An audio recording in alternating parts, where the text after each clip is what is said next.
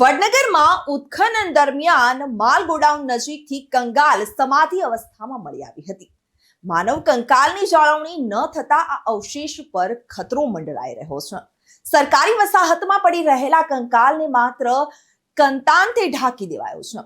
રણી ધણી વિનાના કંકાલ અધિકારીઓના કારણે નષ્ટ થઈ જશે. 2 દિવસ અગાઉ વરસેલા વરસાદનું પાણી ઉતરતા નુકસાન થવાની ભીતિ હાલ સેવાઈ રહી છે. જો કે વધુ વરસાદ થાય તો આ કંકાલને મોટું નુકસાન થશે. ત્યારે નોંધનીય છે કે 1 વર્ષ અગાઉ ડીએનએ ટેસ્ટ કરાયો હતો, જેમાં 1000 વર્ષ જૂનું હોવાનું જાણવા મળ્યું. જો કે લખનઉ ખાતે પુનઃ આ કંકાલનો ડીએનએ ટેસ્ટ કરાતા તે 1200 વર્ષ જૂનું હોવાનું બહાર આવ્યું છે.